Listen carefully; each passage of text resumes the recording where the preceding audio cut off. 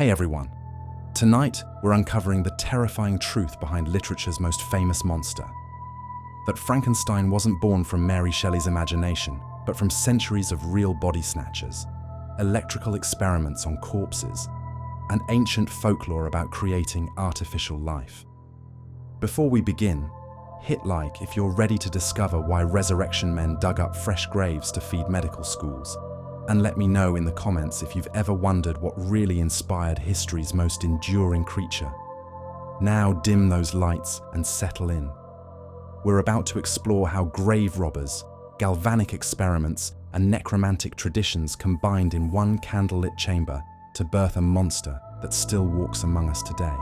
Without further ado, let's begin. The grave should have been empty. Mrs. Campbell knows this as she kneels beside the disturbed earth of Greyfriars Kirkyard, her fingers tracing the jagged edges where iron spikes once protected her husband's rest.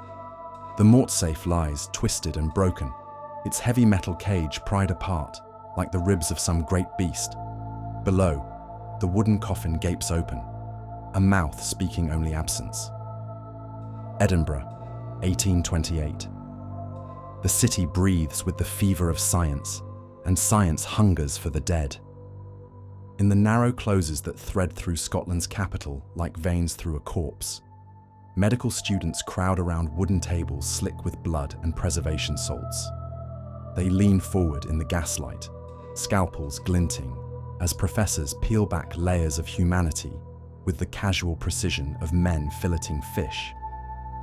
Each cut reveals new mysteries.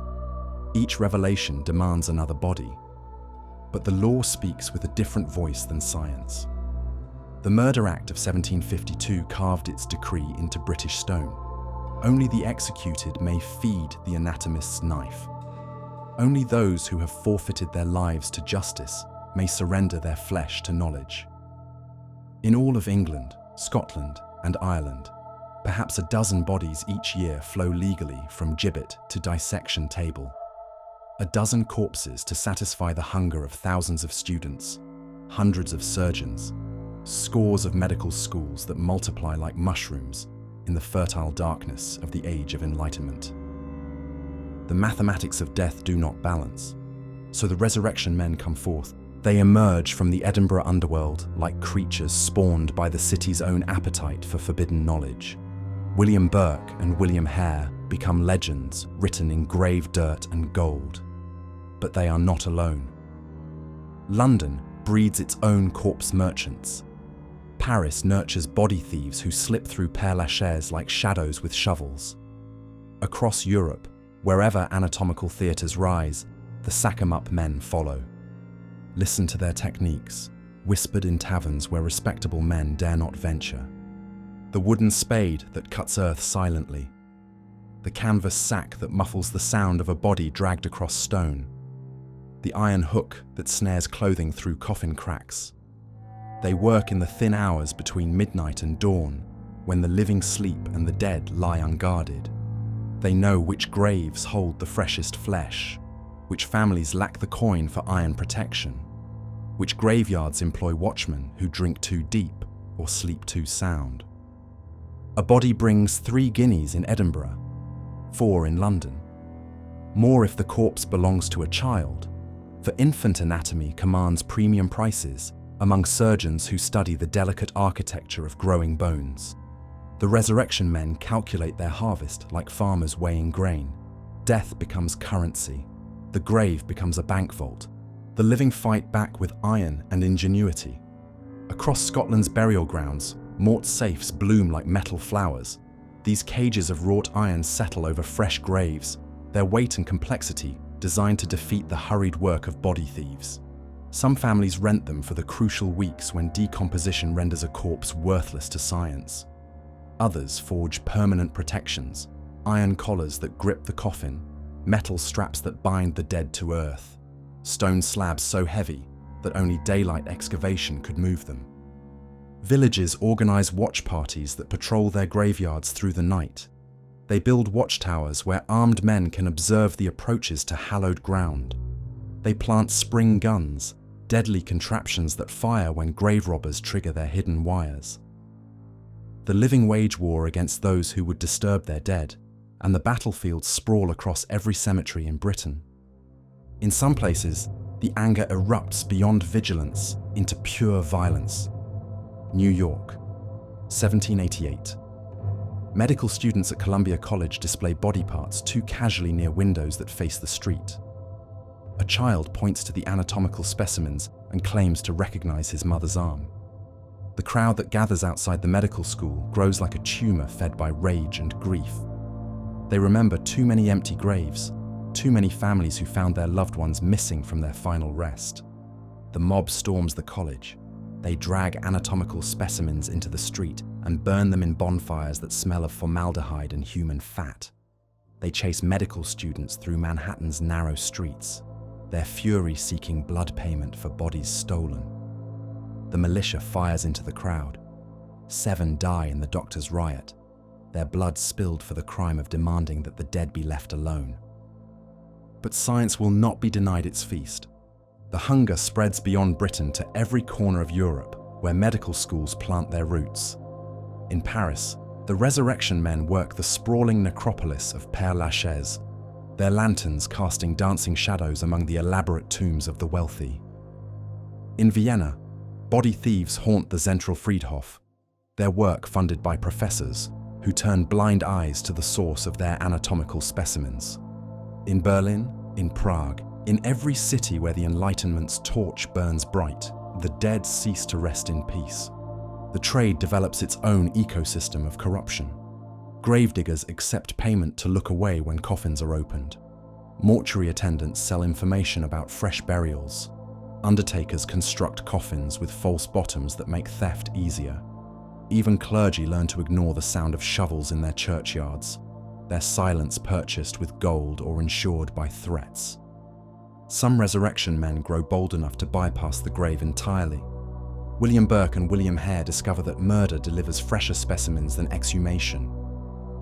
In Edinburgh's grimy boarding houses, they suffocate their victims with methods that leave no marks, no evidence of violence that might discourage anatomical purchase.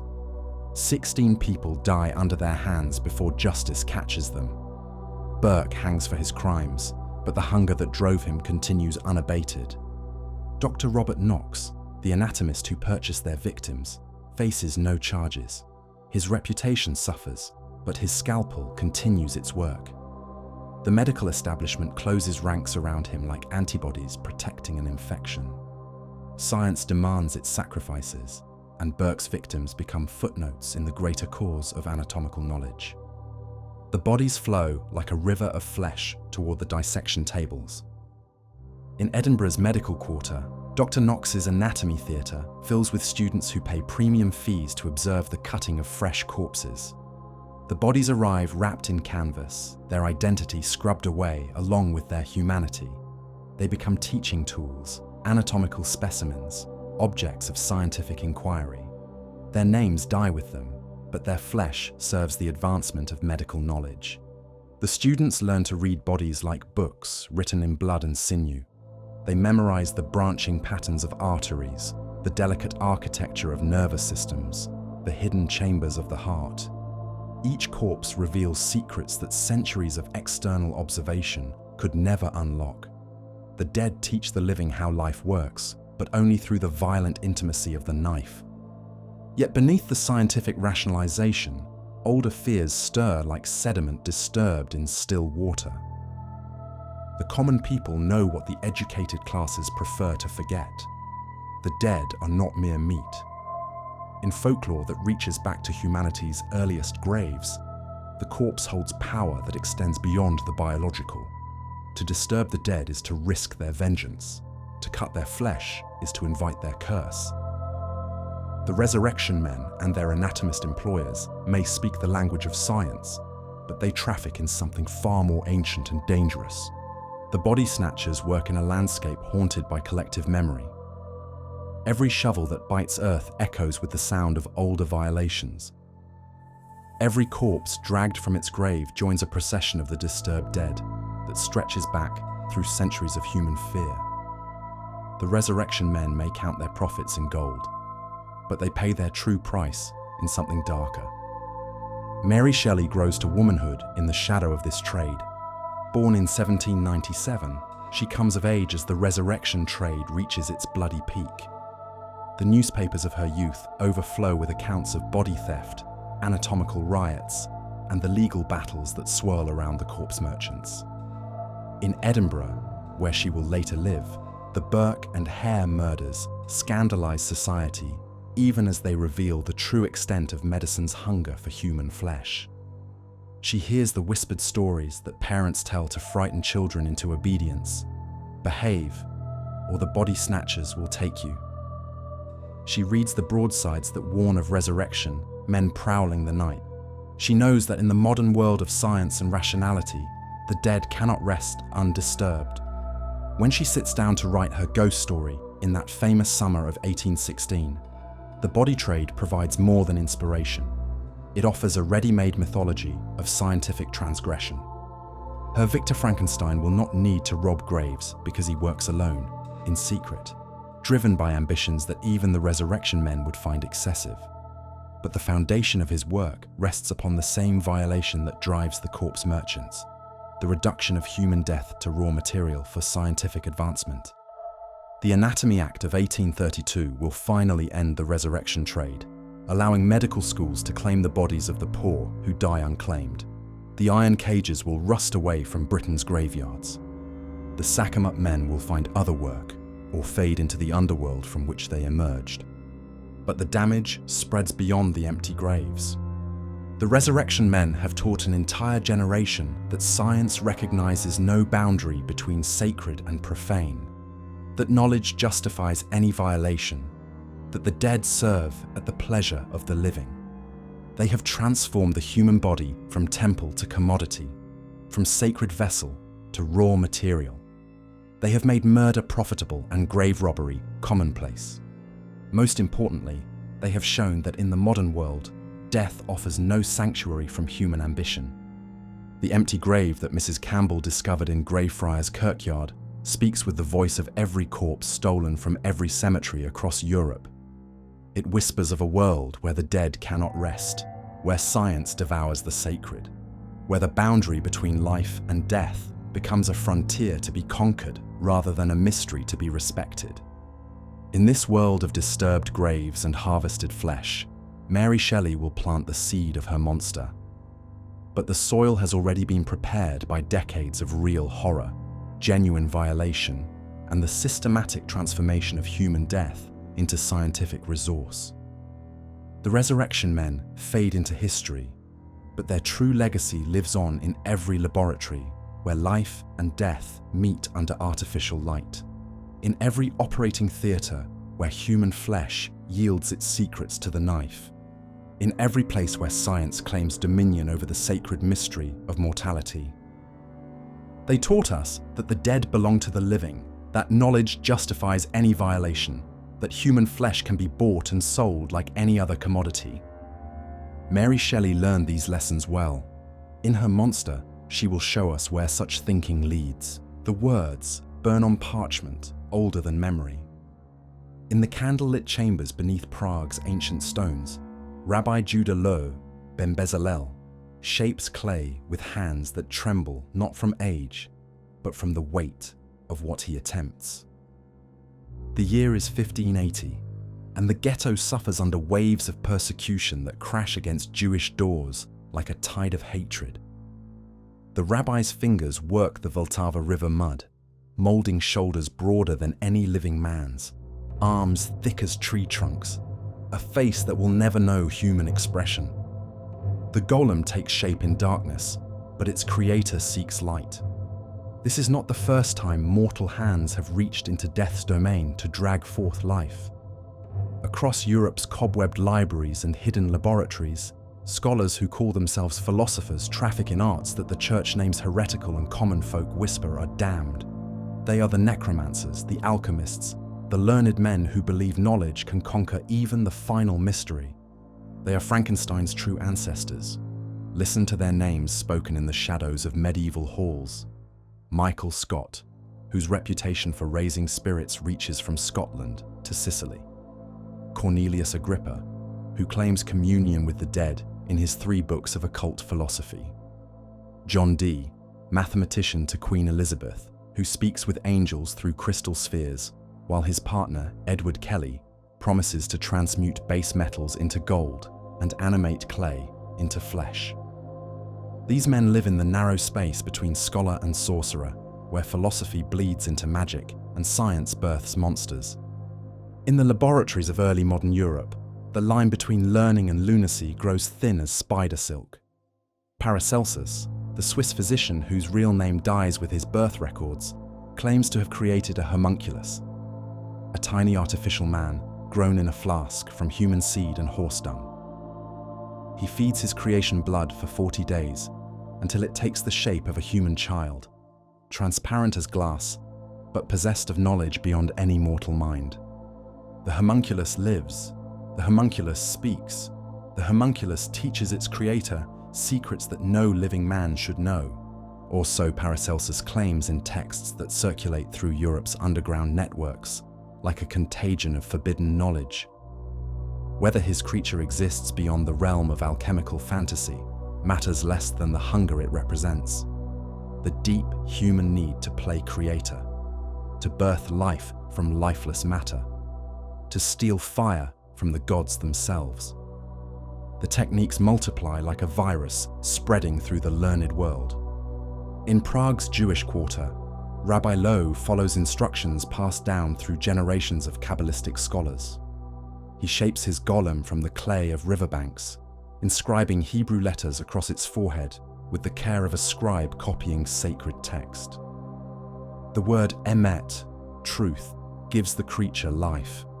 Remove the first letter, leaving met, death, and the animation ceases. The golem serves its master with the devotion of an obedient beast. It protects the ghetto from persecution, its massive hands crushing the bones of those who would harm the innocent.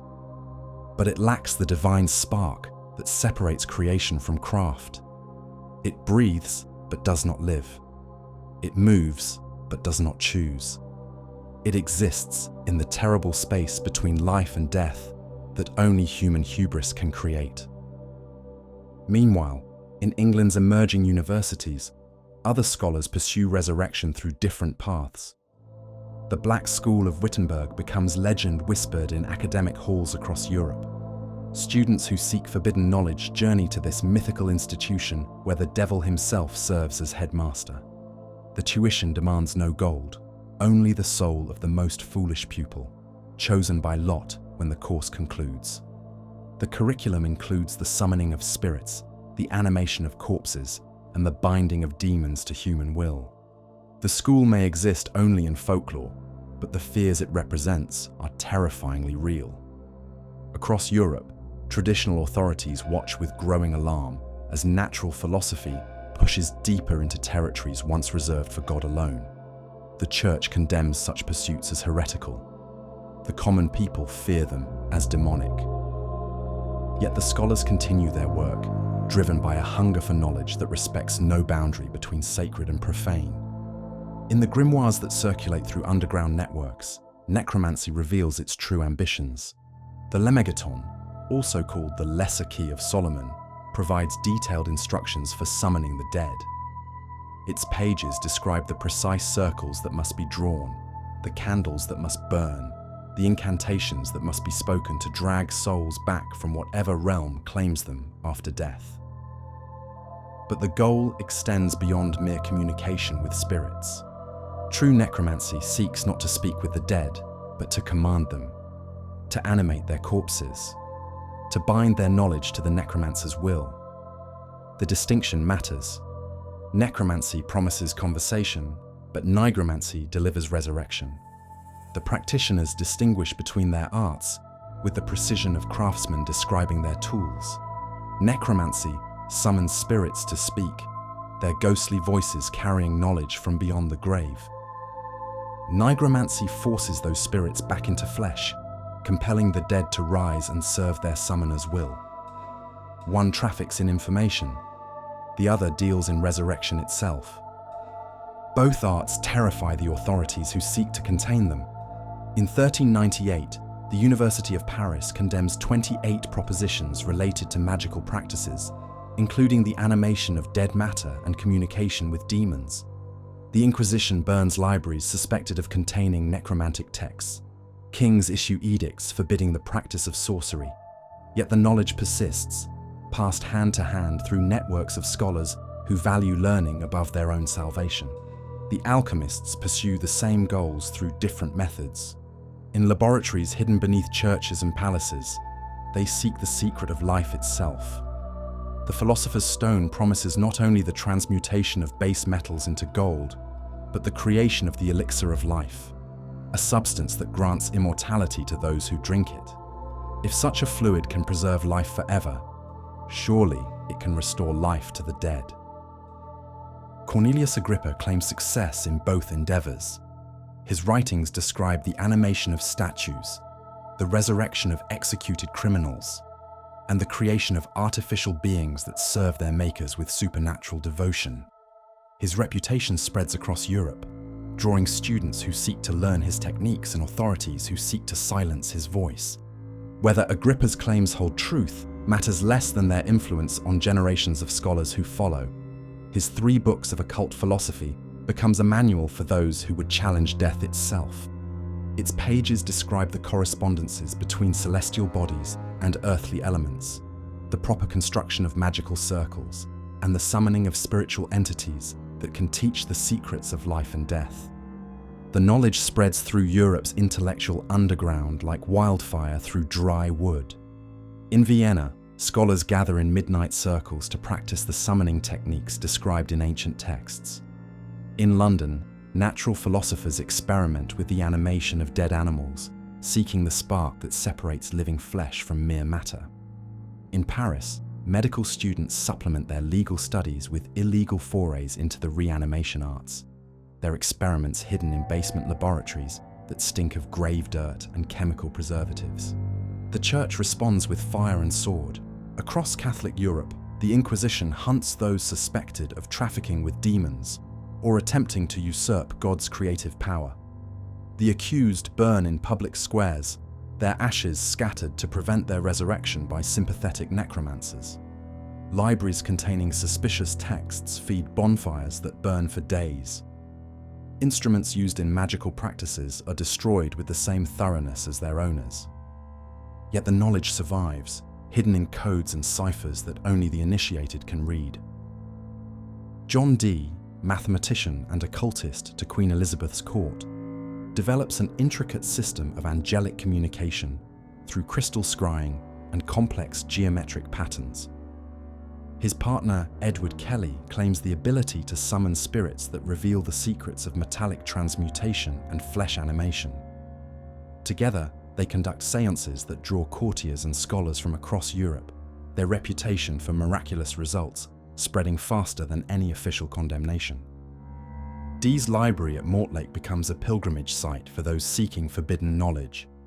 His collection includes texts on necromancy, alchemy, and natural magic that represent centuries of accumulated learning about the boundaries between life and death. Students journey from universities across Europe to study manuscripts that exist nowhere else, copying formulas and techniques that they carry back to their own lands, like seeds of dangerous knowledge. The intellectual underground develops its own traditions and hierarchies.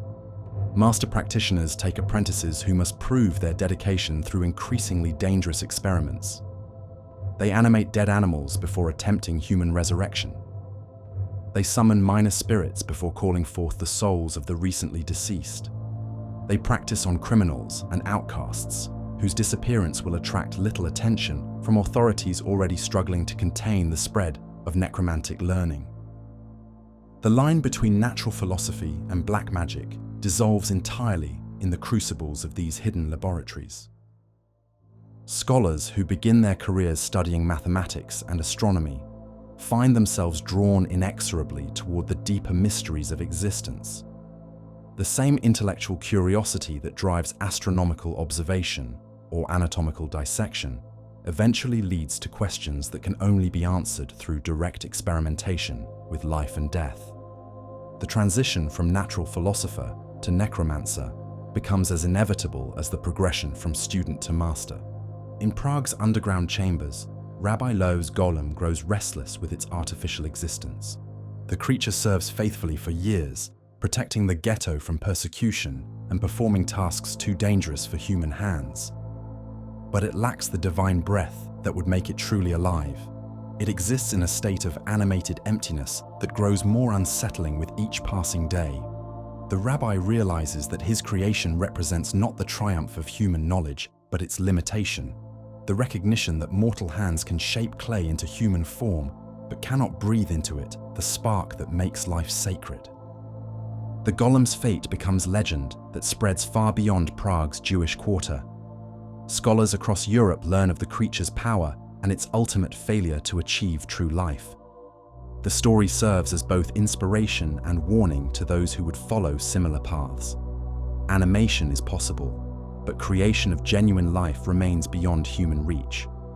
Or so they believe, until the experiments of the late 18th century suggest otherwise. As the Age of Enlightenment dawns, the old distinctions between magic and science begin to blur.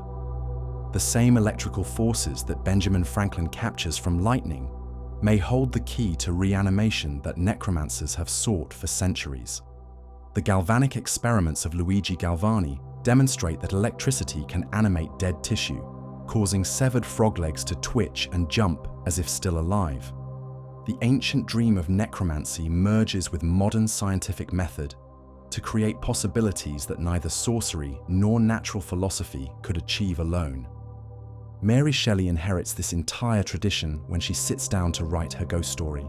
The necromancers and alchemists of previous centuries have prepared the ground for her Frankenstein, their failures and partial successes, creating a mythology of artificial life that she can adapt to the scientific possibilities of her own age. Her Victor Frankenstein succeeds where Paracelsus and Agrippa failed, not because he possesses greater knowledge of the arcane arts, but because he combines their ambitions with the emerging understanding of electrical forces and chemical processes that the Age of Enlightenment has revealed. The ancient hunger to create life from lifeless matter flows through centuries of human ambition to emerge in Shelley's modern laboratory. The same pride that drove Rabbi Loew to shape his golem from Vltava mud animates Frankenstein's work with charnel house materials. The same violation of divine prerogative that the Church condemned in medieval necromancers powers the galvanic experiments that bring Shelley's monster to life. The techniques change, the ambition remains constant. From the clay workshops of Prague to the electrical laboratories of early 19th century universities, the dream of resurrection passes from hand to hand like a torch that burns with increasingly dangerous fire. Each generation of seekers builds upon the failures of their predecessors, refining techniques, correcting errors, pushing closer to the ultimate goal of creating life from death. By the time Mary Shelley conceives her modern Prometheus, the accumulated weight of centuries of necromantic ambition has created a mythology rich enough to support her fictional creation. Her monster emerges not from her imagination alone, but from the collective dreams and nightmares of every scholar who ever sought to challenge death itself. The necromancers and alchemists fade into history, their grimoires gathering dust in forgotten libraries and their laboratories sealed behind walls of academic respectability. But their true legacy lives on in every laboratory where researchers push the boundaries of what science should attempt, in every experiment that challenges the natural order, in every moment when human ambition reaches toward powers that may be too dangerous for mortal hands to wield. They taught us that death can be challenged, that life can be created, that the boundaries between possible and impossible exist only to be crossed by those bold enough to pay the price for forbidden knowledge. Mary Shelley learned these lessons well. In her monster, she will show us what happens when ancient ambitions meet modern power. The hand still grasps its candle when they cut it from the gallows rope. In the shadow of Tyburn Tree, where London's condemned swing until their necks snap clean, the hand collectors work with surgical precision. They seek the left hand of a murderer, severed while the man still writhes in his death throes, the fingers closed around a candle made from human fat. The hand of glory burns with light that no living eye can see. its flame rendering the bearer invisible to those who sleep. But the hand remembers what it touched in life. It carries the violence of its owner's deeds, the weight of blood spilled by fingers that now clutch a corpse-light candle. Those who possess such relics understand a truth that civilized minds prefer to forget. The human body holds power even after death, and power divided can be power multiplied. This is the ancient mathematics of dismemberment and resurrection. Long before Mary Shelley imagines her patchwork monster, the folklore of Europe whispers with stories of bodies torn apart and reassembled, of corpses that live again through the violent marriage of disparate flesh. These are not tales of gentle healing, but of savage reconstruction, where death becomes merely an interruption in the greater work of creating something beyond human limitation. In the mead halls of ancient Scandinavia, skalds sing of Grendel's making. The beast that terrorizes Hrothgar's warriors bears the shape of man, but exceeds human proportion in every dimension. Its arms stretch longer than any mortal limb, its shoulders broader than any living frame could support, its claws sharper than any natural growth could produce. The poets describe a creature assembled from the finest parts of many bodies, each piece chosen for its strength, its size, its capacity for violence. Grendel's mother dwells in deeper waters, her form even more terrible than her offspring's. She embodies the nightmare of maternal creation gone wrong, the mother who births not through love but through hunger, who assembles her children from the scattered remains of those who came before. Her underwater hall displays the trophies of her work: arms torn from warriors, heads severed clean, torsos opened to reveal the secrets hidden within. The Norse understand what later ages forget. The strongest body need not grow from a single seed, but can be forged from the finest elements of many. Across the Slavic lands, where winter nights stretch longer than human endurance and wolves sing lullabies to the dead, different stories shape the darkness. In the aftermath of great battles, when the field lies thick with corpses and carrion birds feast on heroes and cowards alike, the old women come forth with needle and thread. They move among the dead with the efficiency of seamstresses preparing for market, selecting an arm here, a leg there, a torso that shows promise despite its wounds. Their fingers work by moonlight, stitching flesh to flesh with thread spun from human hair. The bodies they create serve purposes that the living cannot fulfill. Some become soldiers that feel no pain, their sewn limbs moving with mechanical precision, their composite hearts beating with rhythm borrowed from a dozen different deaths. Others become laborers that require no rest, their patchwork muscles drawing strength from every corpse that contributed to their making. But such creations demand prices that extend beyond the grave. The women who work this fleshcraft age rapidly, their own bodies paying the cost of animating others. Their hair turns white as bone, their fingers grow crooked from handling dead tissue, their eyes develop the cloudy film of those who have seen too much of death's hidden machinery. They become bridges between the living and the dead, their own flesh gradually transforming into something that belongs fully to neither realm. In the giant lore of Northern Europe, the logic of composite creation reaches its most terrible expression. The giants that terrorize mortal settlements bear forms assembled from the finest warriors of conquered armies. Their makers select the strongest arm from this corpse, the broadest chest from that one, the longest legs from a third. The resulting creatures tower above human scale not because they grew beyond mortal limits, but because they were constructed from pieces already perfected through battle and hardship.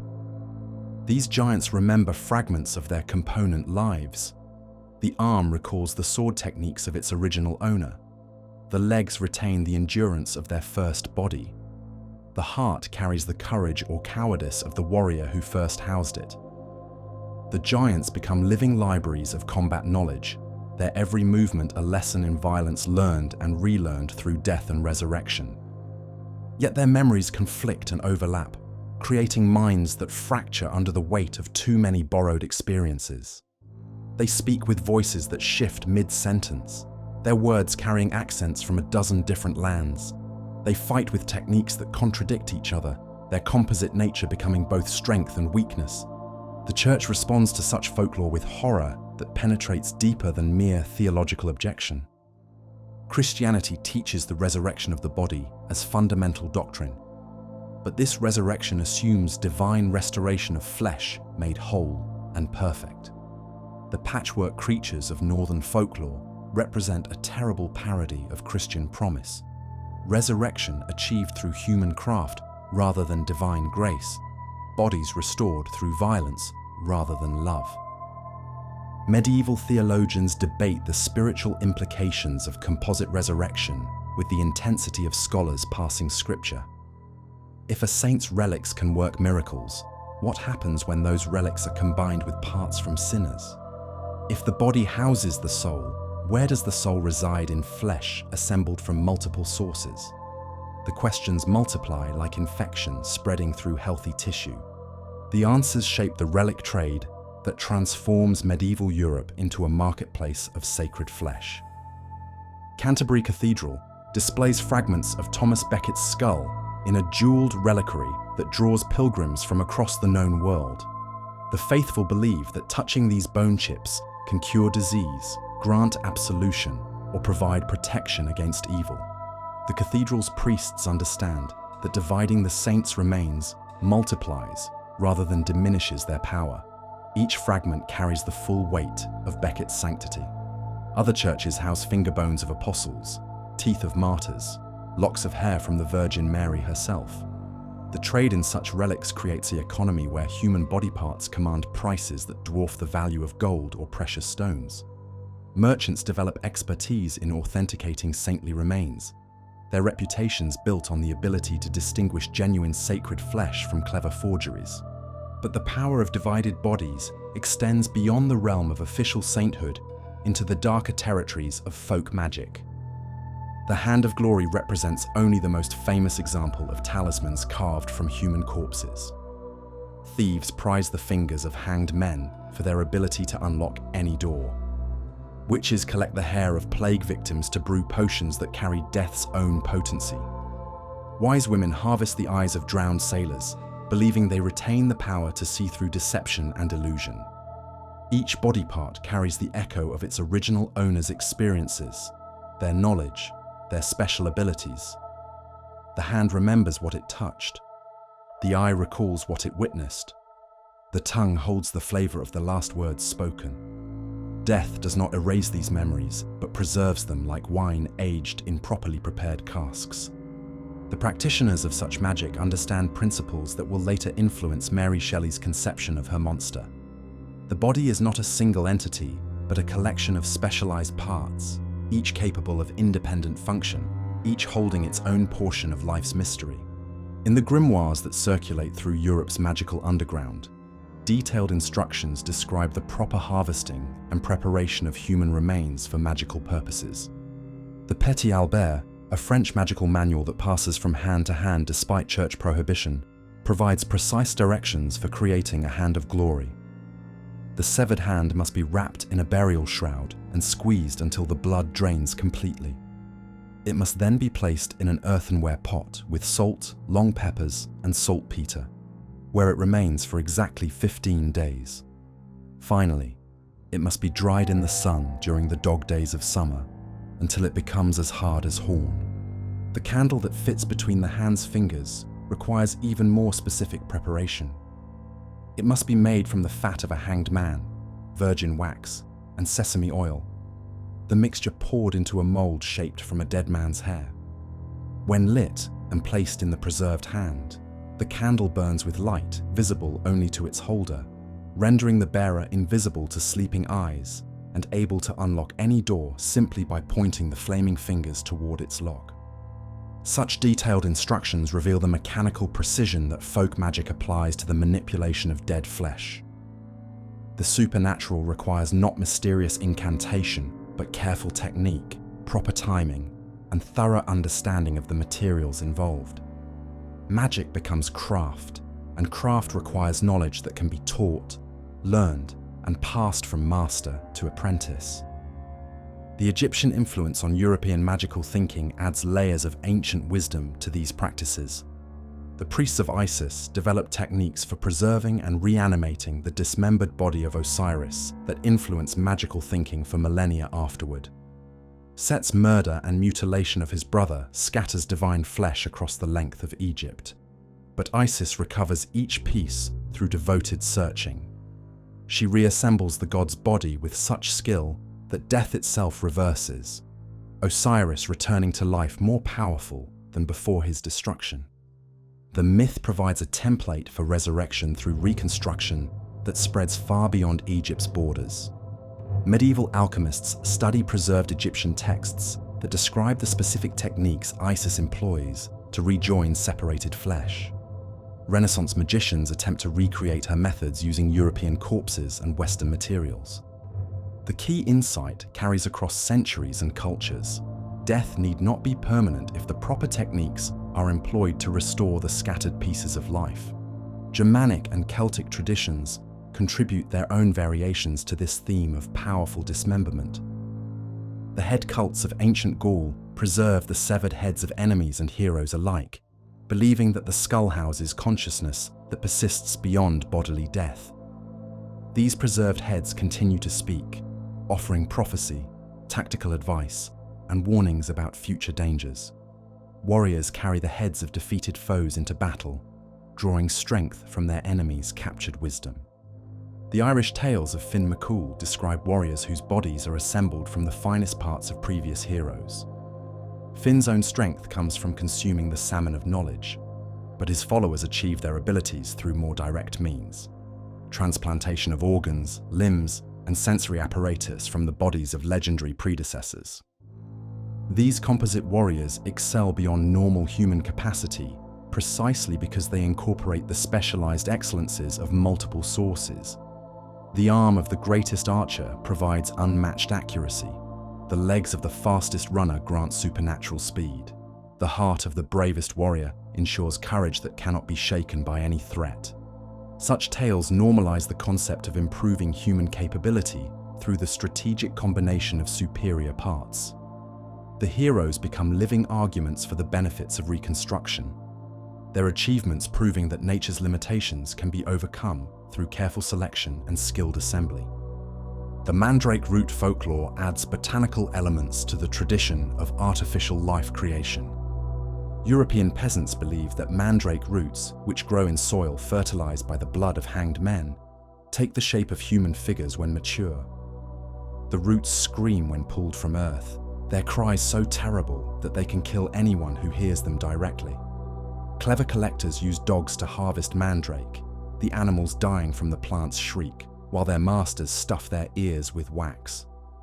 The harvested mandrake becomes a powerful magical ally. It brings good fortune to its owner, protects against evil, and can even perform simple tasks when properly commanded. But it requires feeding with wine and bread, and it must be bathed regularly in sacred water to maintain its potency. The root exists in the liminal space between plant and human, neither fully alive nor entirely dead. Alchemists study mandrake as a natural example of life emerging from death, the plant's human shape suggesting deep connections between vegetable and animal existence. If roots can take human form when nourished by human blood, perhaps human flesh can be convinced to take new shapes when properly cultivated. The tradition of creating artificial life from assembled parts reaches its most sophisticated expression in the Jewish mystical practice of golem creation. The golem represents the logical culmination of dismemberment and reassembly folklore. Rather than combining parts from multiple human sources, the golem maker starts with raw clay and shapes it into the ideal human form. Each limb is crafted for maximum strength, each feature designed for optimal function.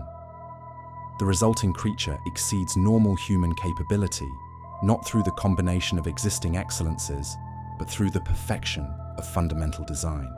Yet the golem suffers from the same limitation that haunts all created beings. It lacks the divine spark that makes life sacred. It moves and serves, but does not truly live. It obeys, but does not choose. It exists in the terrible space between life and death that only human ambition can create. The golem tradition demonstrates both the promise and the peril of artificial creation. The creature can be made to serve its creator's will with perfect obedience, but it remains fundamentally incomplete, a hollow echo of genuine life that may turn dangerous if its animation exceeds its creator's control. By the time Mary Shelley sits down to conceive her monster, centuries of folklore have prepared the conceptual ground for her creation. The tradition of composite bodies assembled from superior parts provides the basic methodology for Frankenstein's work. The relic lore of medieval Christianity suggests that human remains hold power that persists beyond death. The magical practices surrounding the Hand of Glory and similar talismans demonstrate that body parts can function independently of their original owners. Shelley's genius lies not in inventing the concept of artificial life created from assembled human remains, but in applying modern scientific method to ancient folkloric wisdom. Her Victor Frankenstein succeeds where traditional practitioners failed because he combines their accumulated knowledge with the emerging understanding of electrical and chemical forces that the Enlightenment has revealed. The monster that emerges from Frankenstein's laboratory represents the fulfillment of every folk tradition that imagined life created through the strategic combination of superior parts. Like Grendel, it exceeds normal human scale and strength. Like the giants of northern folklore, it incorporates the finest elements from multiple sources. Like the preserved saints of medieval reliquaries, its separated parts retain the power of their original owners. But Shelley's monster also embodies the dangers that folklore associated with such creations. Like the golem of Prague, it lacks the divine breath that makes life sacred. Like the composite warriors of Slavic legend, it suffers from conflicted memories and fragmented identity. Like the mandrake root, it exists in the liminal space between life and death that makes it both powerful and terrible. The folklore of Dismemberment and Reassembly flows through centuries of human imagination to emerge in Shelley's modern laboratory, its ancient wisdom transformed by contemporary science into possibilities that neither magic nor natural philosophy could achieve alone. The patchwork body that haunts European folklore finally finds its perfect expression in Frankenstein's monster, a creature assembled from the finest parts of many corpses, animated by electrical force, and driven by hungers that no single human life could satisfy. The old stories prepared us for such a creature. They taught us that the body could be divided, improved, and reassembled. They showed us that death need not be permanent if the proper techniques were employed. They warned us that artificial life might exceed its creator's control. Mary Shelley listened to these whispered teachings and built from them a monster that still walks among us, its patchwork flesh carrying the accumulated fears and ambitions of every culture that ever dreamed of conquering death through craft. The frog's leg jerks like a living thing. In his laboratory at the University of Bologna, Luigi Galvani touches a metal scalpel to the severed limb and watches dead muscle contract with spasmic violence. The year is 1780, and the physician believes he has discovered something that will reshape humanity's understanding of life itself. He calls it animal electricity, the force that flows through nerve and sinew, the spark that separates living flesh from mere matter. But the ancients knew this power by another name, the fire of the gods. Long before Galvani's scalpel awakens dead tissue, the mythologies of every culture whisper with stories of divine lightning that births life from lifeless clay. In the thunder that rolls across primitive skies, early humanity hears the voice of creation itself, raw power capable of breathing souls into empty shells, of calling forth existence from the void. The sky fire that illuminates Galvani's laboratory carries the same promise that danced in the minds of ancient shamans who watched storms tear across the heavens and knew they witnessed something beyond mortal comprehension. In the mead halls of Scandinavia, the skalds sing of Thor's hammer striking sparks that kindle life in barren stone. Mjolnir falls with the weight of destiny upon the world's first forge, its blow sending lightning through the earth's bones, until mountains crack open to release the first giants. The hammer's thunder awakens sleeping spirits in rock and tree, its electrical fire coursing through root and branch until the world tree Yggdrasil trembles with the pulse of cosmic electricity. Thor himself embodies the transformative power of stormfire. His red beard crackles with static energy. His eyes flash with the blue-white light of contained lightning. When he walks, the ground sparks beneath his feet. When he speaks, thunder answers from the clouds. He carries within his mortal-seeming frame the primal force that shaped the world from chaos. The Norse understand what later ages struggle to reclaim. Lightning is not merely weather, but the visible manifestation of the power that separates existence from emptiness, life from death, creation from void. Across the Slavic lands, where winter nights stretch longer than human memory, and the aurora borealis paints the sky with ghostly fire, different stories shape the same essential truth. Perun, the thunder god, hurls lightning bolts that split ancient oaks and leave behind charred wood that holds healing power. Where his skyfire strikes earth, the soil becomes fertile beyond natural measure. Seeds planted in lightning-touched ground grow into plants of supernatural potency. Herbs that heal any wound, grains that satisfy any hunger, trees whose wood burns with eternal flame. But Perun's lightning also wakens the dead who lie beneath the earth. In the graveyards where his bolts strike, corpses stir in their coffins like sleepers disturbed by unwelcome dreams. Some claw their way to the surface, their eyes bright with borrowed electricity, their movements jerky and unnatural like marionettes controlled by invisible strings. They walk the earth until the storm's power fades from their reanimated flesh, their second life measured in hours or days rather than years. The living fear these lightning-born revenants not because they bring harm, but because they speak truths that mortal minds cannot bear. Having tasted death and been recalled to life by divine fire, they describe the realm beyond the grave in words that freeze the blood of those who hear them.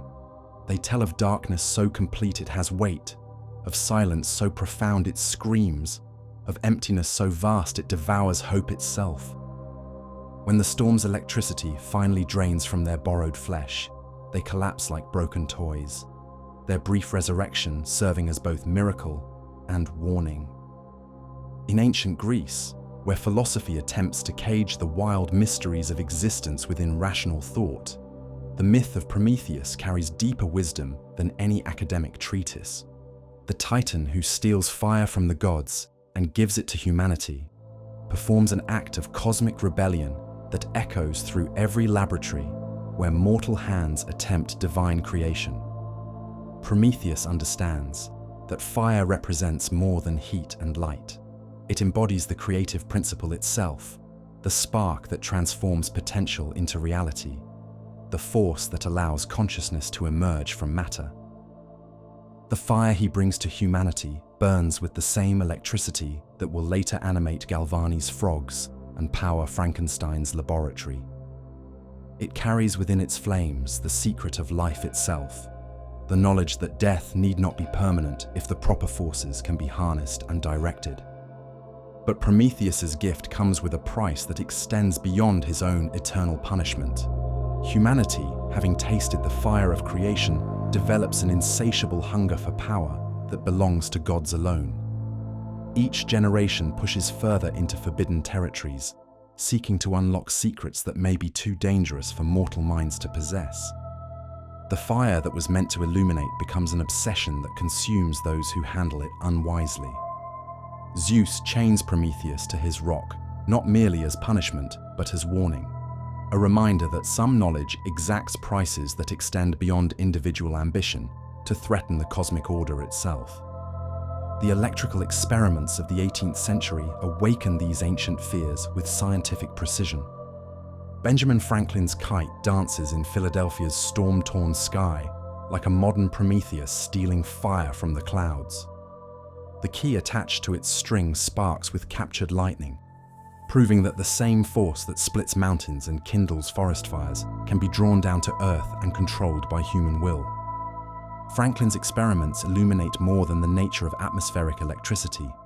They demonstrate that the power of the gods can be captured, studied, and potentially harnessed for purposes that extend far beyond mere scientific curiosity. If lightning can be pulled from the sky, what prevents it from being used to animate dead flesh, to breathe life into lifeless matter, to challenge the fundamental boundaries between existence and void? The implications terrify and exhilarate in equal measure. In London's Royal Society, natural philosophers gather to witness demonstrations that would have been considered miraculous in earlier ages. Glass rods rubbed with silk accumulate electrical charges that jump between metal spheres with blue-white sparks reminiscent of miniature lightning. Leyden jars store this captured electricity like bottles holding liquid fire, their discharge capable of killing small animals or jolting human observers with enough force to knock them unconscious. The experiments reveal electricity as a force that bridges the gap between matter and energy, between physical substance and animating principle. The spark that jumps between metal conductors carries something beyond mere physical force. It bears the same quality that separates living tissue from dead flesh, conscious thought from empty matter. Giovanni Aldini transforms these abstract principles into public spectacle that horrifies and amazes contemporary audiences. The nephew of Luigi Galvani travels across Europe performing demonstrations that push galvanic experimentation beyond the boundaries of academic respectability into realms that seem to border on necromancy. In London's Royal College of Surgeons, he applies electrical current to the corpse of George Foster, a murderer recently executed at Newgate Prison. The dead man's jaw begins to quiver under Aldini's electrodes. His left eye opens, his right eye winks. His mouth contorts into expressions that cycle through the entire range of human emotion: joy, sorrow, rage, terror, each feeling flickering across the corpse's features like shadows cast by dancing flames. When Aldini applies current to Foster's arm, the limb rises as if the dead man seeks to strike his tormentor. When electricity flows through the legs, they kick with enough force to disturb the observers who press close to witness this violation of death's finality. For nearly an hour, the corpse performs a grotesque pantomime of life under the galvanist's electrical command. The audience reacts with mixture of fascination and revulsion that reveals the deep psychological impact of witnessing death's apparent reversal. Some observers faint, others flee the theatre. One man, overwhelmed by the spectacle, dies of shock before the demonstration concludes. Yet Aldini's experiments represent only the beginning of electrical experimentation with human remains. Across Europe, physicians and natural philosophers conduct similar demonstrations using the fresh corpses of executed criminals. In Vienna, Dr. Karl August Weinhold opens the skull of a recently beheaded murderer and pours in zinc and silver, creating a primitive battery that causes the dead man's eyes to open and his arms to move in coordinated gestures that suggest conscious volition. In Berlin, Professor Johann Wilhelm Ritter applies electrical current to his own body in experiments that blur the line between scientific investigation and self-torture. He documents the effects of electricity on every part of his anatomy, mapping the responses of nerve and muscle to galvanic stimulation. His notebooks describe sensations that range from pleasurable tingling to agonizing pain, but also record moments when electrical current seems to expand his consciousness beyond normal human limitations. Ritter's experiments reveal electricity as more than physical force. It becomes a medium through which consciousness itself might be manipulated, enhanced, or even transferred between different vessels. The galvanists develop increasingly sophisticated techniques for reanimating dead tissue. They learn that fresh corpses respond more dramatically to electrical stimulation than those that have begun to decompose. They discover that certain combinations of metals produce more powerful currents than others. They experiment with different electrode placements to maximize the range of motion they can achieve in dead limbs. Most importantly, they document the precise conditions under which electrical animation most closely resembles genuine life. The corpses that respond most convincingly to galvanic stimulation are those of young, healthy individuals who died suddenly and violently. The electrical patterns that produce the most lifelike movements mirror the natural rhythm of the living heart and breathing lungs. These observations suggest that electricity might serve as more than a means of animating dead flesh. It could potentially restore actual life to recently deceased organisms. Franz Anton Mesmer adds psychological dimensions to electrical experimentation through his theory of animal magnetism. Mesmer claims that a universal fluid permeates all matter, living and dead, and that this fluid can be manipulated through magnetic and electrical forces to cure disease, enhance mental faculties, and potentially restore life to the recently deceased. His demonstrations involve subjects who fall into trance-like states under the influence of what he terms magnetic emanations, but which bear remarkable similarity to the electrical forces that Galvani and his followers employ. Under Mesmer's influence, patients exhibit behaviors that suggest their consciousness has been altered in fundamental ways. They speak in voices not their own. They claim knowledge of events they could not have witnessed. They describe experiences of existing outside their physical bodies, of traveling to distant locations through pure will, of communicating with the spirits of the dead. Critics dismiss Mesmer's work as charlatanism, but his patients' responses suggest genuine psychological phenomena that extend beyond mere suggestion or fraud. The same forces that animate dead tissue in galvanic experiments seem capable of altering consciousness in living subjects, raising questions about the relationship between electrical energy and the animating principle that creates life itself. Erasmus Darwin synthesizes these various lines of investigation into theoretical frameworks that influence an entire generation of natural philosophers. Charles Darwin's grandfather possesses one of the most comprehensive scientific minds of his age, combining expertise in medicine, botany, geology, and natural philosophy with poetic imagination that allows him to envision possibilities beyond current experimental capabilities. His writings describe future technologies that could harness electrical forces for purposes ranging from mechanical automation to biological enhancement. In his poem, The Temple of Nature, Darwin envisions electrical forces serving as the medium through which life first emerged from lifeless matter in the primordial past. He describes electricity as the creative principle that organized random atoms into living cells, that sparked consciousness from unconscious matter, that continues to drive the evolutionary process through which simple organisms develop into increasingly complex forms. Darwin's vision extends beyond historical speculation to practical possibility.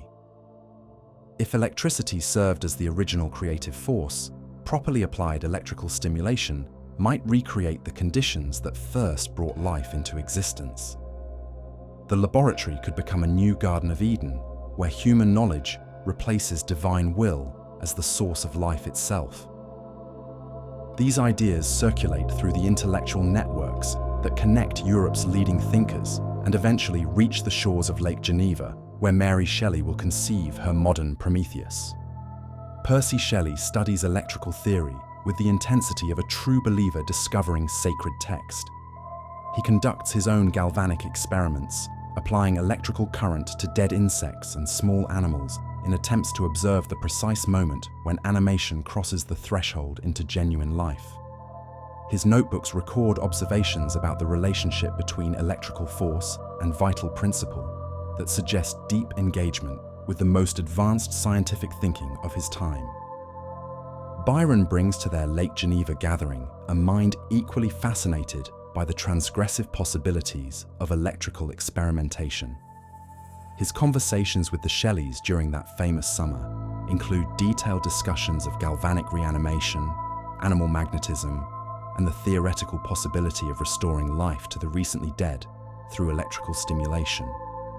Dr. John Polidori contributes medical expertise that grounds their speculative discussions in anatomical reality.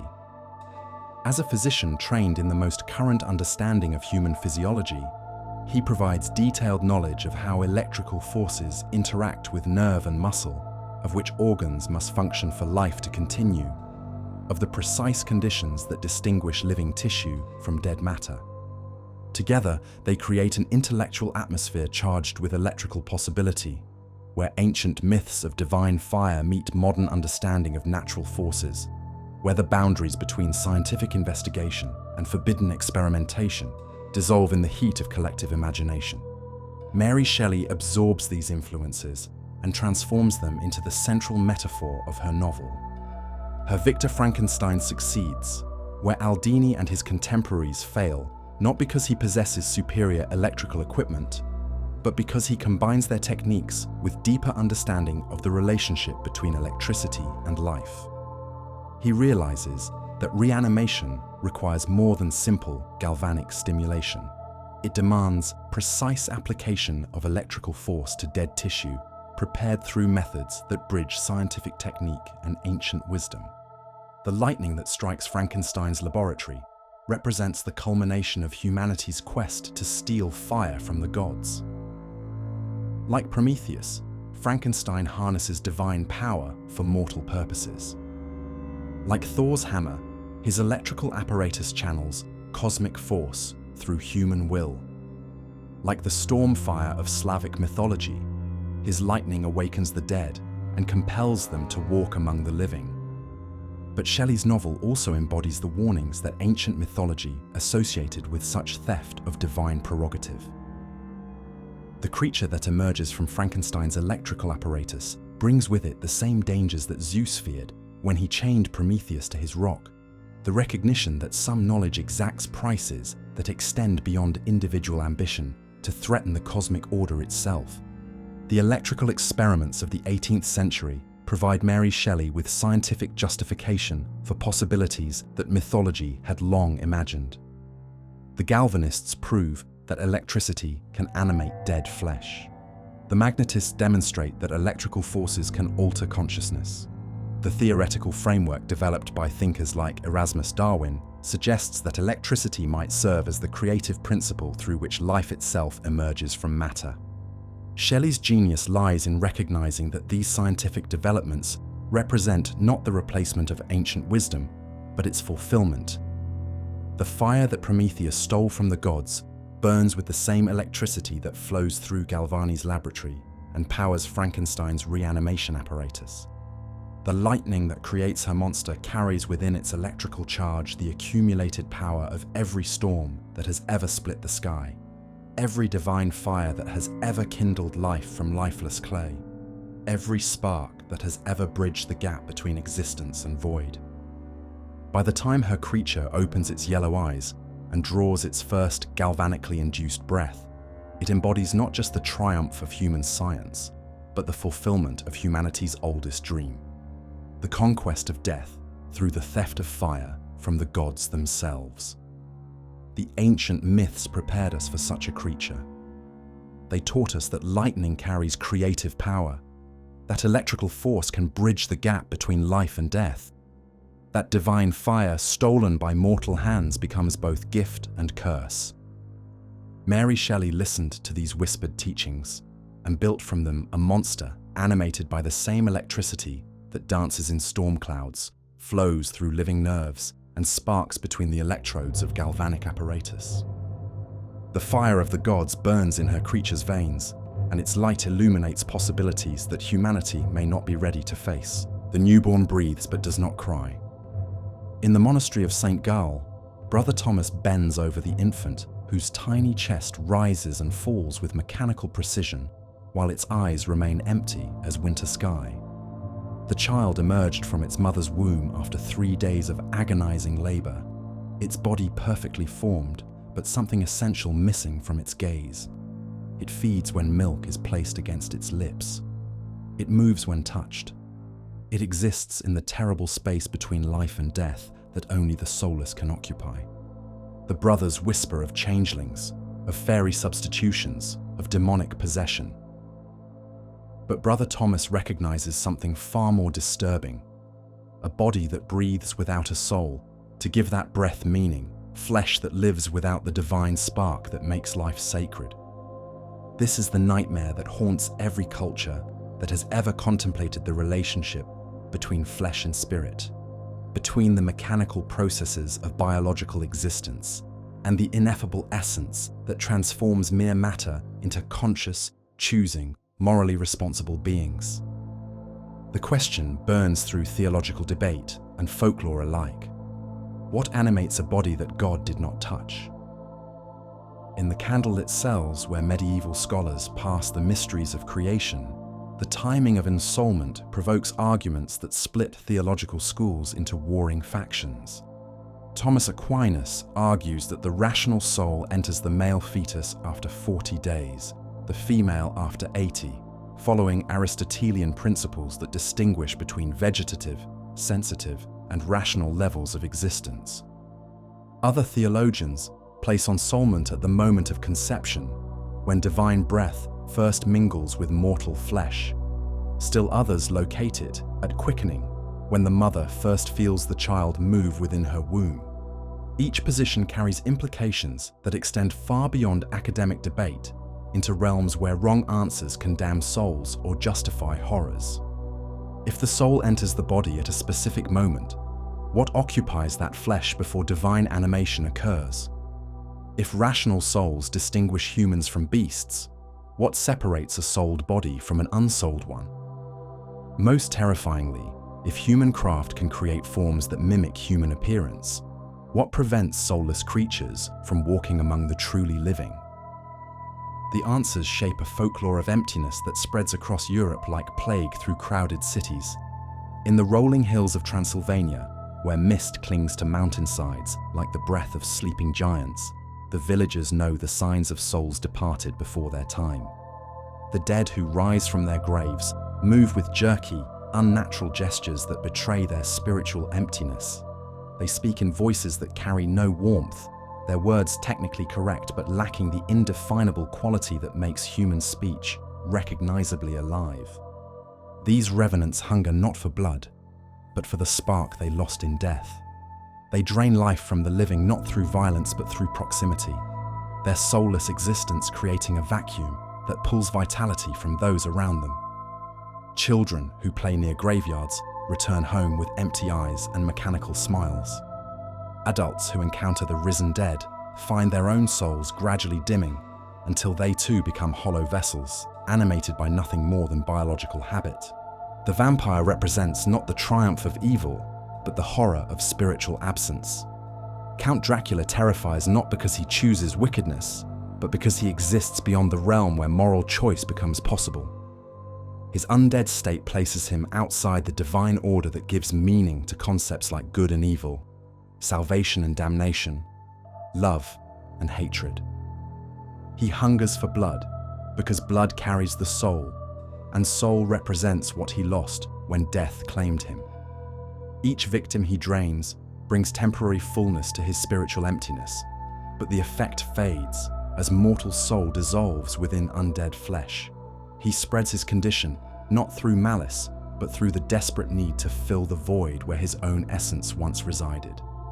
The folklore distinguishes carefully between different types of spiritual absence. The Draga of Scandinavian legend represents a soul trapped within its rotting corpse, unable to depart for whatever realm awaits beyond death, but equally unable to truly inhabit its decaying flesh. These creatures exist in perpetual torment, their consciousness imprisoned within bodies that grow more horrific with each passing day. They remember their living selves, but cannot reclaim their former humanity, their partial souls fragmenting under the strain of impossible existence. The fetch, or doppelganger, embodies a different horror, a soulless duplicate that mimics the appearance and behavior of a living person, while that person's true soul wanders in realms beyond mortal perception. Families discover that their loved ones have been replaced by hollow imitations that speak the right words and perform familiar actions, but lack the essential spark that made the original person recognizably themselves. The philosophical implications of such creatures trouble the deepest thinkers of medieval and Renaissance Europe. René Descartes attempts to resolve the mind-body problem through mechanical philosophy that treats the physical form as an elaborate machine animated by immaterial soul.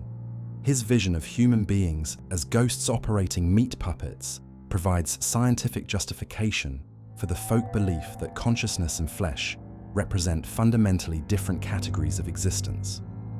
But Descartes' dualism creates as many problems as it solves. If mind and matter operate according to different principles, how does immaterial soul control material body? If consciousness exists independently of brain tissue, what prevents it from inhabiting artificial forms that mimic human structure? If soul represents the essential human element, why does it require flesh to manifest its presence? The questions multiply like infections spreading through healthy tissue, each answer generating new mysteries that resist rational solution. The Golem tradition represents humanity's attempt to create artificial life while avoiding the theological problems of soulless existence. In Prague's Jewish quarter, Rabbi Judah Loew shapes his creature from Vltava mud, according to instructions that reach back through generations of Kabbalistic teaching. The Hebrew letters inscribed across the golem's forehead invoke divine power directly, ensuring that the creature's animation derives from sacred rather than profane sources. The word emet, truth, channels God's creative breath into clay, while removing the first letter to spell met, death, allows that breath to return to its divine source. The golem's creators understand that artificial life becomes morally acceptable only when it acknowledges its dependence on divine rather than human power. The creature serves righteously because its animation derives from sacred source, its obedience reflecting not mechanical programming, but willing submission to divine will. Yet even the golem suffers from spiritual limitations that reveal the dangers inherent in artificial creation. It lacks free will, the capacity for moral choice that distinguishes souls from sophisticated machines. It performs assigned tasks with perfect efficiency, but cannot grow, learn, or develop beyond its original programming. Most troublingly, it exists without the capacity for love, compassion, or any emotional connection that might bridge the gap between creator and creation. The golem's emptiness becomes a mirror reflecting the spiritual poverty of its maker's ambitions. Rabbi Loew creates his creature to protect the innocent, but the golem's soulless perfection reveals the limitations of righteousness divorced from love, of service uncomplicated by choice, of existence stripped of everything that makes consciousness worth preserving. Christian theology grapples with similar questions through debates about baptism, salvation, and the nature of the soul itself. If unbaptized infants die before receiving the sacrament that cleanses original sin, where do their souls reside for eternity? Limbo provides a theological solution that places these innocents in a realm neither damned nor saved, their souls existing in permanent suspension that mirrors the golem's spiritual emptiness. They experience neither the torments of hell nor the joys of heaven, but dwell in a grey space where existence continues without meaning or purpose. The doctrine of limbo reveals Christian anxiety about souls that exist outside the normal framework of salvation and damnation. These spirits haunt the edges of orthodox teaching, their ambiguous status suggesting possibilities that theologians prefer not to explore too thoroughly. If souls can exist in spiritual limbo, what prevents them from inhabiting artificial bodies or animating creatures created through human rather than divine agency? Folk beliefs about stillborn children and miscarried infants add layers of complexity to these theological puzzles. Across rural Europe, midwives and wise women know the signs of children born without souls. These infants breathe and move, but never develop the spark of personality that transforms biological existence into genuine life.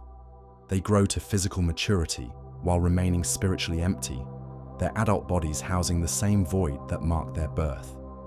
Some cultures believe these soulless children result from improper prenatal care, from mothers who failed to pray sufficiently during pregnancy, or fathers who cursed their unborn offspring through word or deed. Others trace the condition to fairy intervention, claiming that supernatural beings steal human souls during the vulnerable period before birth and leave empty shells in their place. The most disturbing explanation suggests that souls simply refuse to inhabit bodies they consider unworthy or unsuitable. These selective spirits evaluate potential vessels and reject those that fail to meet standards known only to the souls themselves. The resulting children live as biological machines operated by no conscious intelligence, their empty existence serving as judgment upon parents who produced offspring unfit for spiritual habitation. The fear of spiritual emptiness shapes practices surrounding death and burial that persist for centuries after their original justification fades from memory. Coins placed on the eyes of corpses serve not merely to keep them closed, but to pay passage across the river that separates the living from the dead. Without proper payment, souls might remain trapped in earthly flesh instead of departing for whatever realm awaits beyond mortality.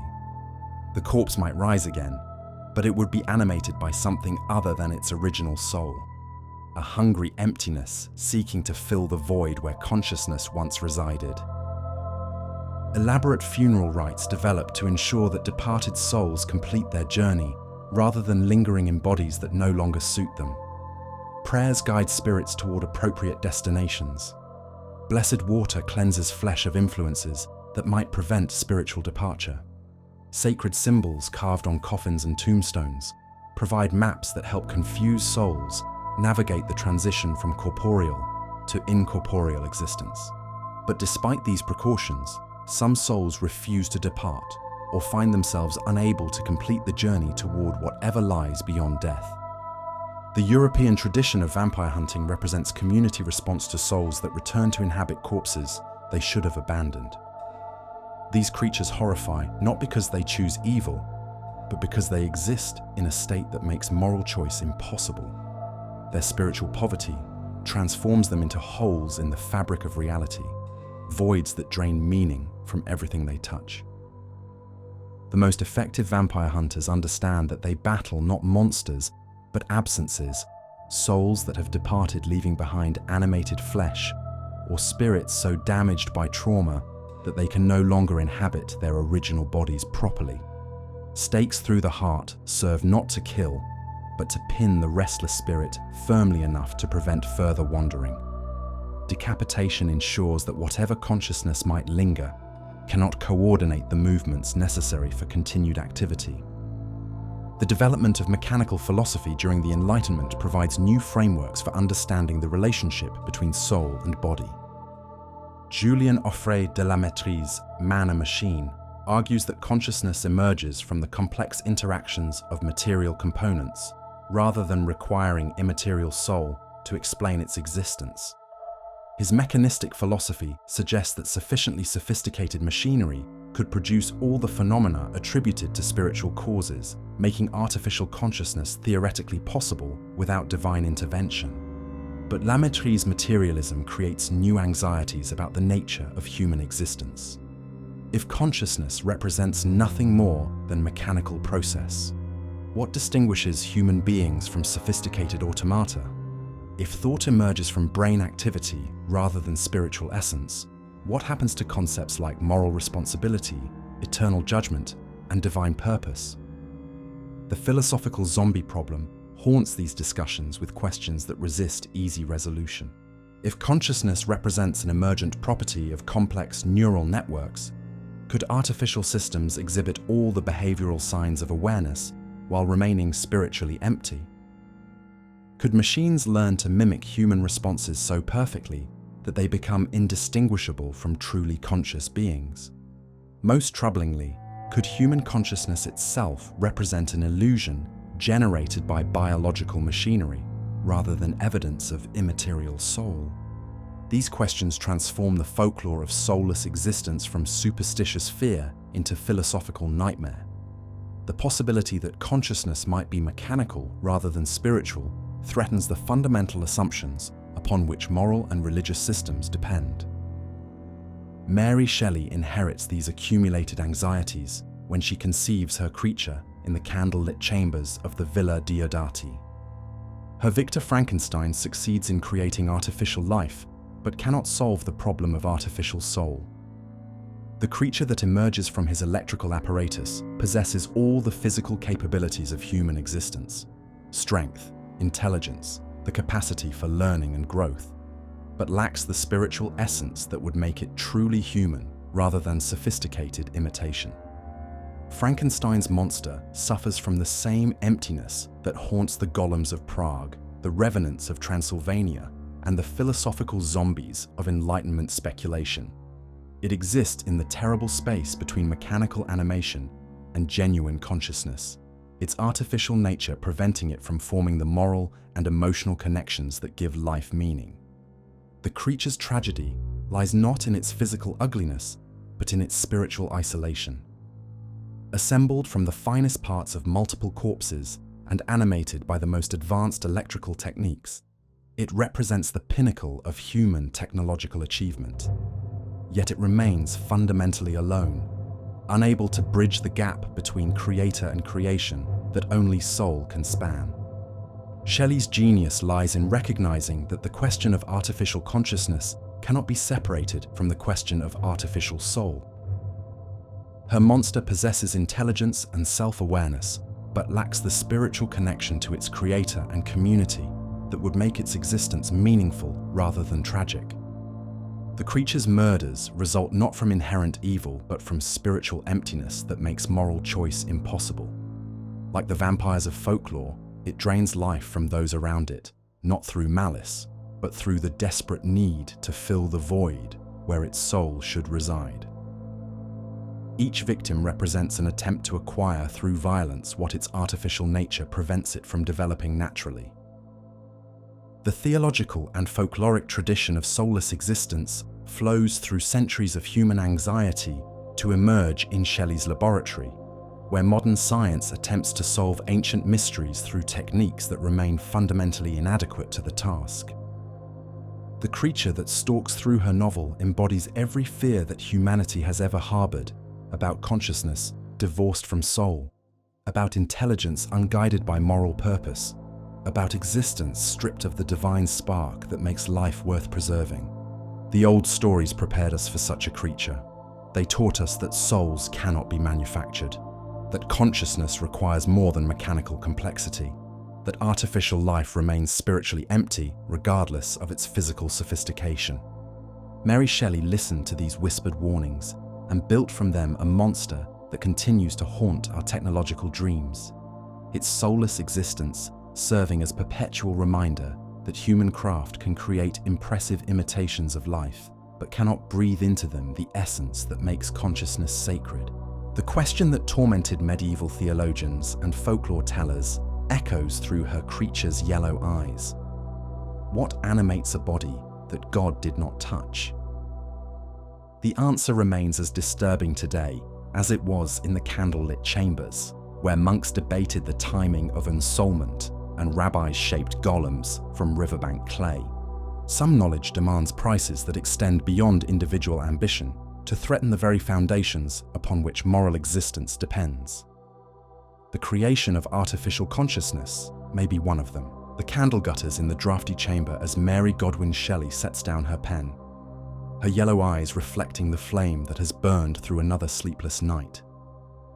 Outside the Villa Diodati, Lake Geneva stretches like a mirror reflecting storm clouds that gather and disperse with the restless energy of the minds sheltered within these walls. The summer of 1816 breeds monsters in the spaces between lightning strikes, and Mary carries within her young body the accumulated weight of every story that has ever whispered of artificial life. She is 18 years old, and she has already learned more about death than most souls discover in full lifetimes. The knowledge flows through her veins like inherited blood, passed down from a mother who trafficked in forbidden wisdom and a father whose rationalism could not quite eclipse his fascination with the supernatural. Mary Wollstonecraft, dead 11 days after her daughter's birth, leaves behind more than radical politics and feminist philosophy. Her library contains volumes that respectable women of her era dare not own. Grimoires copied by hand from medieval originals. Accounts of witch trials that reveal more than they condemn. Treatises on natural magic that blur the boundaries between scientific investigation and occult practice. William Godwin inherits his wife's collection along with her intellectual legacy, but his rationalist philosophy struggles to reconcile Mary Wollstonecraft's mystical interests with his own commitment to reason and social reform.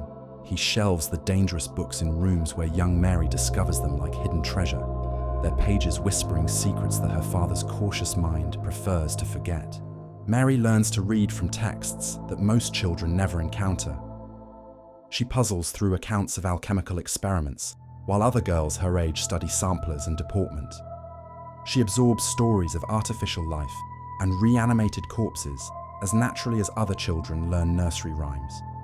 The folklore of creation and resurrection becomes the foundation of her education, shaping her understanding of what human ambition might accomplish when freed from conventional restraints. But the books represent only one source of the knowledge that will eventually birth her monster. Death visits the Godwin household with the persistence of an unwelcome relative who refuses to acknowledge hints that his presence is not desired. Mary's half-sister Fanny Imlay takes laudanum in October 1816, her suicide note speaking of burdens too heavy for continued existence. Percy Shelley's first wife Harriet drowns herself in the Serpentine just months later, her pregnant body weighted with stones to ensure that the waters hold her beneath their surface. Each death teaches Mary lessons about the fragility of human existence and the terrible finality of mortality. She attends funerals where mourners speak of resurrection and eternal life, while staring at corpses that remain stubbornly, definitively dead. She watches grief transform the living into hollow shells, animated by nothing more than habit and obligation. Most painfully, she experiences the loss of her own children with frequency that would break spirits less resilient than her own. Her first daughter dies unnamed at 2 weeks old, a brief flicker of life extinguished before it can properly begin. Her son, William, dies of malaria in Rome, his small body succumbing to disease despite every medical intervention that early 19th century medicine can provide. These losses carve hollow spaces in Mary's heart that echo with questions about the relationship between life and death, between the spark that animates flesh and the void that claims it when that spark departs. She knows intimately the weight of dead children, the terrible stillness of bodies that should move and breathe, but have forgotten how to perform such basic functions. Yet her grief mingles with intellectual curiosity inherited from both parents. Mary Wollstonecraft's daughter cannot simply mourn, she must understand. William Godwin's child cannot accept death as natural inevitability. She must explore whether human knowledge might discover methods of cheating mortality itself. Percy Bysshe Shelley brings to their relationship a mind equally fascinated by the transgressive possibilities of scientific experimentation. His notebooks overflow with sketches of electrical apparatus, chemical formulas, and detailed observations about the effects of galvanic stimulation on dead tissue. He corresponds with leading natural philosophers of his day, his letters revealing deep engagement with the most advanced thinking about the relationship between electricity and life. His poetry celebrates Prometheus as the archetypal rebel who steals divine fire for mortal purposes, transforming ancient myth into contemporary metaphor for scientific revolution. Percy's Oxford years familiarize him with the anatomical theatres where medical students dissect human corpses with casual efficiency that would horrify laypeople. He witnesses demonstrations of galvanic reanimation that cause dead limbs to twitch and dead faces to grimace as if experiencing pain or pleasure. His scientific education provides him with technical knowledge about human physiology that complements Mary's folkloric understanding of artificial life. Together, they conduct their own experiments with electrical animation, applying current to dead insects and small animals in attempts to observe the precise moment when stimulation crosses the threshold from mere muscular contraction into something that resembles genuine life. Their shared notebooks document results that suggest electrical force might serve as the medium through which consciousness could be restored to recently deceased organisms. The intellectual atmosphere of their circle crackles with dangerous possibility. Lord Byron arrives at Lake Geneva carrying a reputation for sexual transgression, that pales beside his fascination with forbidden knowledge. His conversations during that famous summer reveal deep familiarity with alchemical traditions, necromantic practices, and the theoretical framework of artificial creation. He speaks casually of experiments that respectable society would condemn as blasphemous, his aristocratic privilege protecting him from consequences that would destroy men of lesser rank. Byron's library contains manuscripts that most collectors fear to own, grimoires copied from medieval originals, accounts of successful resurrections performed by scholars whose names history prefers to forget, detailed instructions for creating artificial life through techniques that combine ancient wisdom with modern scientific method. He shares these texts freely with the Shelleys, their collective reading creating an atmosphere charged with transgressive knowledge. Dr. John William Polidori completes their circle with medical expertise that grounds their speculative discussions in anatomical reality. As a physician trained at Edinburgh University, he possesses intimate knowledge of human physiology, surgical technique, and the practical challenges involved in any attempt to restore life to dead tissue. His professional experience with corpses strips away romantic illusions about death and resurrection, replacing them with clinical understanding of what such endeavors would actually require. Polidori describes in detail the physical processes that accompany death, the cessation of heartbeat and respiration, the cooling of body temperature, the onset of rigor mortis that stiffens muscles into positions they will hold until decomposition begins. He explains the narrow window during which reanimation might theoretically remain possible, the specific conditions that would need to be maintained to preserve tissue viability, the technical challenges that any resurrectionist would face in attempting to reverse mortality itself.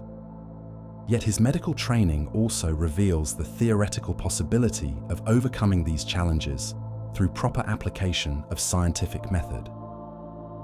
Recent developments in understanding of circulation, respiration, and nervous system function suggest that death might represent not absolute termination, but temporary cessation of processes that could potentially be restored through appropriate intervention. The famous ghost story competition emerges from this atmosphere of intellectual ferment and supernatural speculation. The summer of 1816 brings weather that seems designed to encourage indoor contemplation of forbidden subjects. Volcanic ash from Mount Tambora's eruption creates atmospheric conditions that block sunlight and produce spectacular electrical storms, the lightning providing natural demonstrations of the forces that the gathered intellectuals discuss in theoretical terms. Rain confines them to the villa's candlelit chambers, where conversation turns inevitably toward the darkest territories of human knowledge. Byron proposes that each member of their party compose a ghost story, but the challenge represents more than simple entertainment. Their tales must embody the philosophical and scientific questions that dominate their discussions: the nature of consciousness, the possibility of artificial life, the relationship between soul and flesh, the consequences of human ambition that seeks to usurp divine prerogative. Mary initially struggles to conceive a story worthy of her companion's intellectual sophistication. Her first attempts produce conventional Gothic narratives that fail to capture the unique combination of folklore and scientific possibility that characterizes their conversations. She needs something that bridges ancient wisdom and modern knowledge, that transforms traditional supernatural themes into contemporary metaphors. The breakthrough comes during a night when their discussions focus specifically on galvanic reanimation and its implications for understanding the boundary between life and death. Percy describes recent experiments in which electrical stimulation caused corpses to exhibit coordinated movements that suggested more than simple muscular contraction. Byron speculates about the theoretical possibility of restoring full consciousness to recently deceased individuals through proper application of electrical force. Polidori provides medical details about the physiological processes that would need to be reversed or restored for such resurrection to succeed. As their conversation continues deep into the night, Mary experiences what she later describes as a waking dream in which she envisions the specific scene that will open her novel. a student of natural philosophy kneeling beside the creature he has assembled from corpse fragments and animated through electrical stimulation. The vision carries such vivid clarity that she can describe the laboratory's appearance, the apparatus employed in the reanimation process, and most importantly, the moment when the creature's yellow eyes open to reveal consciousness trapped within artificial flesh. The image synthesizes everything she has learned from her mother's mystical library, her father's rational philosophy, Percy's scientific investigations, Byron's transgressive interests, and Polidori's medical expertise. The creature that emerges from her imagination embodies centuries of human speculation about artificial life, while remaining grounded in contemporary understanding of electrical forces and physiological processes.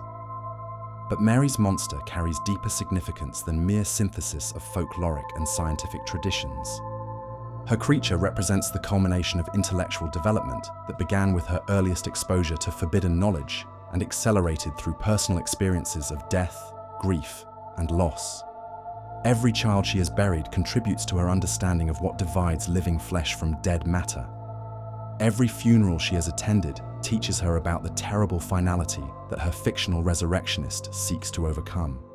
The monster becomes a vessel for exploring questions that have haunted human consciousness since the first mourner stood beside the first grave and wondered whether death truly represents the end of existence or merely an interruption that proper knowledge might reverse. Victor Frankenstein embodies the intellectual trajectory that Mary herself has followed from childhood exposure to mystical traditions, through adolescent engagement with rational philosophy, to adult confrontation with the scientific possibilities of her age. His university education mirrors Percy's Oxford experience. His laboratory experiments reflect the galvanic demonstrations that their circle has witnessed. His ambitions echo the transgressive desires that characterize their entire intellectual community. Yet Frankenstein also represents a warning about the dangers inherent in knowledge pursued without regard for moral consequence. Mary understands that the folkloric traditions she inherited carry more than technical information about artificial creation. They embody accumulated wisdom about the prices such endeavors exact from those who pursue them. The alchemists who sought to create homunculi aged rapidly under the strain of their work. The necromancers who attempted to resurrect the dead found their own souls gradually corrupted by contact with forces that properly belong to divine rather than human control. Her novel explores what happens when modern scientific method removes the moral restraints that traditional magical practice imposed upon those who sought to challenge death itself. Frankenstein succeeds where his folkloric predecessors failed, because he applies rational investigation to irrational ambitions. But his success brings consequences that extend far beyond his individual fate to threaten the cosmic order that gives meaning to concepts like good and evil, creation and destruction, love and hatred.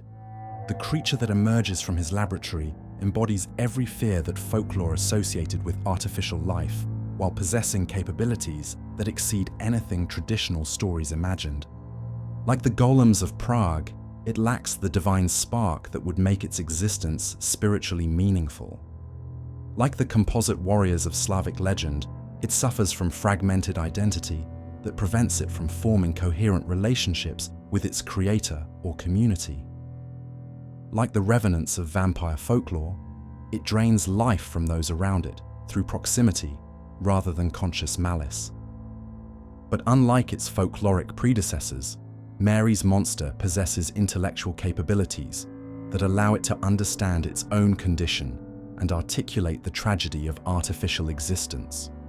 It recognizes its spiritual emptiness, comprehends its isolation from human community, and suffers from knowledge of what it lacks but cannot acquire through any effort of will or learning. The creature's eloquence transforms it from simple monster into tragic figure, whose very articulation of its suffering proves that consciousness and soul represent different categories of existence. It thinks, therefore it is. But what it is remains fundamentally different from what its creator intended. or what human society can accept. Mary Shelley's achievement lies in recognizing that the question of artificial life cannot be separated from broader questions about the nature of consciousness, the relationship between creator and creation, and the moral responsibilities that accompany the power to grant or withhold existence. Her novel emerges from centuries of folkloric speculation about these themes, but it transforms inherited wisdom into contemporary narrative that speaks directly to the scientific possibilities and moral challenges of her own age. The monster that stalks through her pages carries within its artificial flesh the accumulated fears and ambitions of every culture that has ever contemplated the boundaries between life and death, between human craft and divine prerogative, between knowledge and wisdom.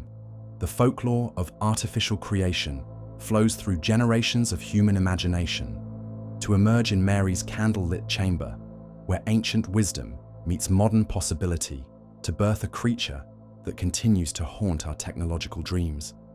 The old stories prepared us for such a monster. They taught us that artificial life remains spiritually incomplete, that consciousness requires more than mechanical complexity, that some knowledge exacts prices extending beyond individual ambition to threaten the foundations of moral existence itself. Mary Shelley listened to these whispered warnings while standing at the threshold of an age when such knowledge would become practically achievable, rather than merely theoretically possible. Her monster serves as bridge between the folkloric past and the scientific future, embodying both the promise and the peril of human ambition that seeks to steal fire from the gods. The candle that burned through that sleepless night at Villa Diodati illuminates possibilities that humanity may not be ready to face, casting shadows that continue to dance across the walls of every laboratory where consciousness and creation meet under artificial light. In her creature's yellow eyes, we see reflected not only our ancient fears, but our modern capabilities, not only what we have inherited from the past, but what we might create in the future, not only what we dream, but what we dare to make real. The monster lives because Mary Shelley understood that some stories are too powerful to remain mere fiction, that some knowledge demands expression regardless of consequence, that some warnings can only be delivered through the very transgressions they seek to prevent. Her creature walks among us still, its patchwork flesh carrying the weight of every story ever told about the dangers of playing God and the tragedy of existence without soul. The film projector clicks and whirs in the darkness of the majestic theatre as Boris Karloff shambles across the silver screen, his square skull crowned with electrical terminals that spark with artificial life. The year is 1931, and Universal Studios has transformed Mary Shelley's eloquent creature into something far more primitive. A grunting, wordless giant whose flat-topped head and protruding bolts speak the visual language of machinery rather than the philosophical complexity of Shelley's original conception. Yet this cinematic monster carries within its simplified form the accumulated weight of every folkloric tradition that shaped the creature's literary birth. The bolts echo the metal implements that medieval necromancers used to channel electrical force. The stitched flesh recalls the patchwork warriors of Slavic legend. The mechanical movements mirror the soulless animation of Prague's golem. The transformation reveals how folklore continues to shape our understanding of artificial life, even as technology advances far beyond anything the original mythmakers could have imagined. In the decades following Mary Shelley's death, her monster undergoes metamorphosis that strips away literary sophistication while preserving folkloric essence. Stage adaptations reduce the creature's philosophical speeches to grunts and roars, transforming intellectual tragedy into visceral horror. Popular retellings emphasize physical monstrosity over spiritual emptiness, focusing on the creature's size and strength rather than its isolation and suffering. The changes reflect deeper shifts in how industrial society understands the relationship between consciousness and mechanism, between human creativity and divine prerogative, between natural order and technological possibility. The creature that emerges from this process of cultural digestion bears closer resemblance to the giants and golems of ancient folklore than to Shelley's articulate monster. It becomes a figure of pure physicality, its meaning communicated through visual impact rather than verbal complexity. The flat head suggests mechanical assembly. The visible stitches indicate artificial construction. The electrical apparatus emphasizes technological rather than mystical reanimation. Yet these simplified elements carry profound folkloric resonance that connects Universal's monster to traditions reaching back thousands of years. The square skull echoes the geometric precision that golem makers employed when shaping clay into human form. Medieval Jewish texts describe the ideal proportions for artificial beings, specifying measurements that maximize strength while maintaining recognizably human appearance.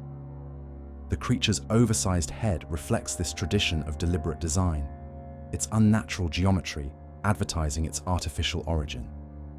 The electrical bolts protruding from the monster's neck serve as modern equivalents of the Hebrew letters that animated Prague's golem.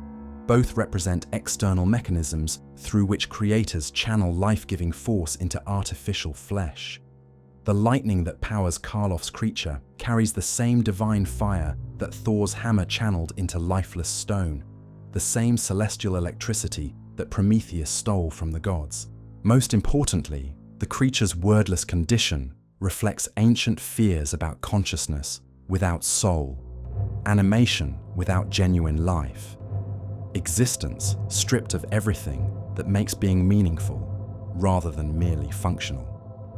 The visual language that Universal Studios develops for Frankenstein's monster establishes iconography that influences popular understanding of artificial life for generations.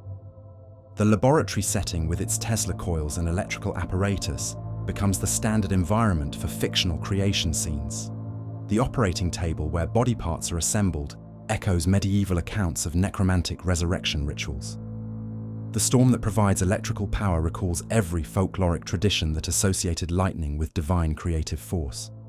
These elements combine to create mythology that bridges ancient wisdom and modern anxiety, folk tradition and contemporary technology, inherited fear and emerging possibility. The monster's appearance codifies visual markers that popular culture continues to use when depicting artificial beings. The stitched flesh indicates assembly from multiple sources. The metal fittings suggest mechanical animation. The oversized physique implies enhancement beyond normal human limitations. Each detail communicates information about the creature's artificial nature, while evoking folkloric associations that give that artificiality emotional resonance. As the 20th century progresses, new technologies create new contexts for ancient fears about artificial consciousness and soulless existence. The development of computers and mechanical automation transforms Frankenstein's monster from Gothic horror into science fiction metaphor. The creature that once represented the dangers of galvanic reanimation evolves into symbol for artificial intelligence, mechanical consciousness, and the potential consequences of creating minds that exceed their creator's understanding or control. Yet the underlying anxieties remain remarkably consistent across technological transformations. Whether the artificial being emerges from electrical laboratory or digital matrix, it embodies the same fears that haunted medieval debates about ensoulment and golem creation.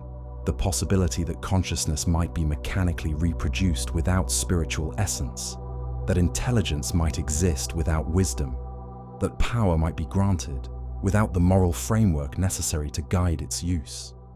The Frankenstein complex identified by science fiction author Isaac Asimov describes humanity's persistent fear that artificial creations will turn against their makers.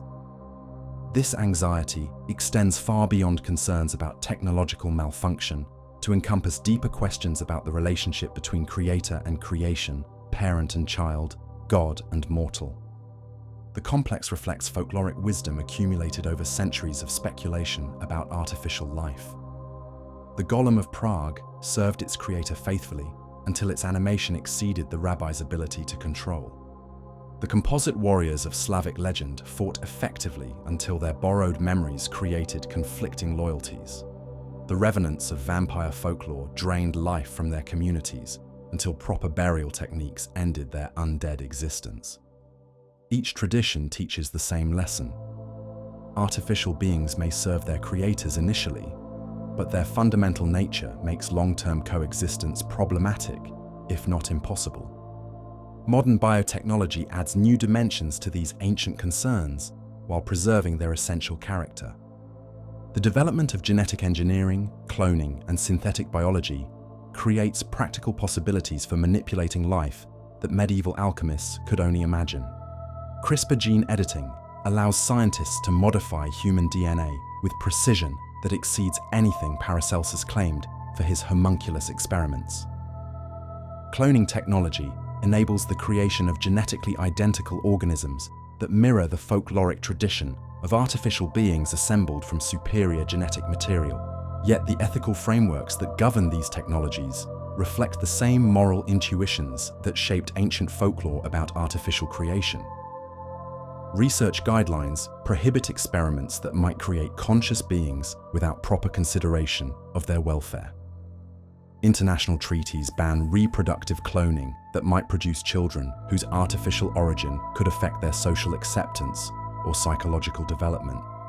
The scientific community acknowledges, often without realizing its folkloric roots, that the power to create life carries responsibilities that extend beyond technical capability to encompass moral obligation toward the beings that such power might bring into existence. The emergence of artificial intelligence as practical technology rather than science fiction possibility transforms Frankenstein's monster into prophetic warning about the consequences of creating minds that might exceed human understanding. Machine learning algorithms develop capabilities that their programmers cannot fully explain or predict. Neural networks trained on massive datasets exhibit behaviors that suggest creativity, intuition, and even forms of consciousness that challenge traditional distinctions between natural and artificial intelligence.